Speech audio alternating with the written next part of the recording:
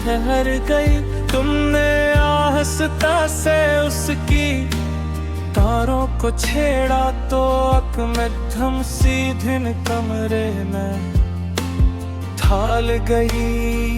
तुम मुस्कुरा कर बोले, हर साज की अपनी आवाज होती है, जैसे हर दिल की अपनी कहानी होती है।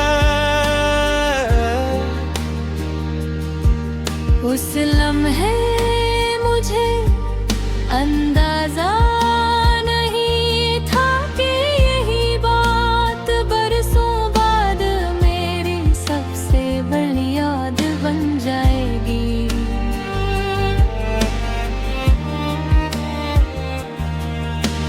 हम काफी देर तक मुख्तलिफ साज आजमाते रहे। कहीं बांसुरी की नरम धन थी, तेरी पियानो के हल्के सर, और कहीं गिटार की मुधम्मा हो। बाहर दुनिया अपनी रफ्तार से चल रही थी, मगर उस छोटी सी दुकान में वक्त जिसे आहस्ता हो गया था कि फिर जिंदगी ने हमें अपनी राहों पर भेज दिया।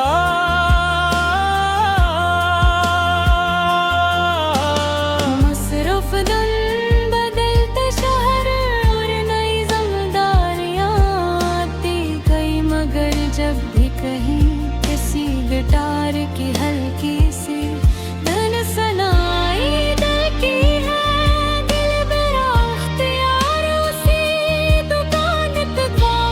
चला जाता है। कुछ आवाज़ें सिर्फ कानों से नहीं, दिल से सुनी जाती हैं।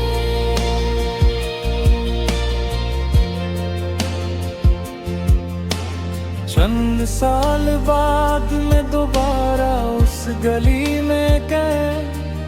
दुकान अब भी मौजूद थी, मगर पहले से ज्यादा खामोश। वही पुराना गिटार एक कोने में लुटका हुआ था। मैंने ऐसे हाथ में लिया, मगर इसकी धुन पहले जैसी ना थी।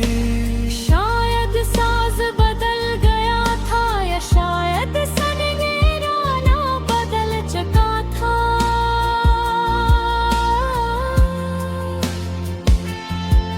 मैंने आहिस्ता से गिटार वापस रख दिया और खामोशी से मुस्कुरा दिया।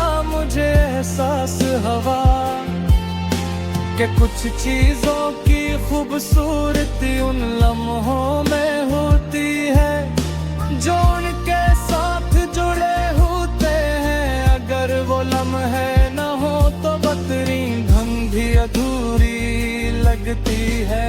अगर कभी किस्मत ने हमें दोबारा उस दुकान में बुला दिया, तो शायद हम हर किसी साज को छेड़ने के बजाय खामोशी से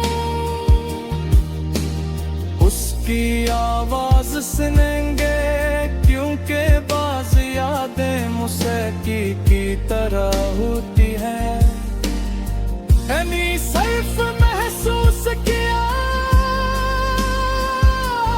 जा सकता है,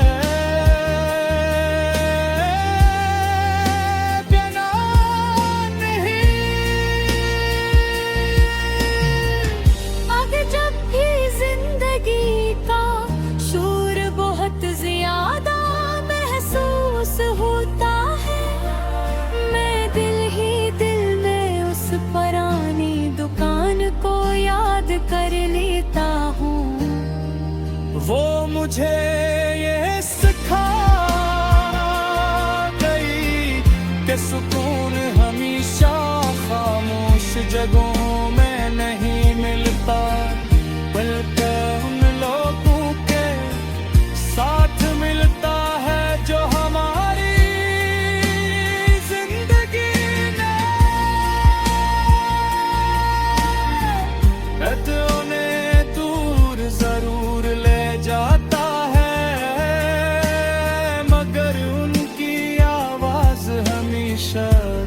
के किसी नरम गूशे में गूंजती रहती है।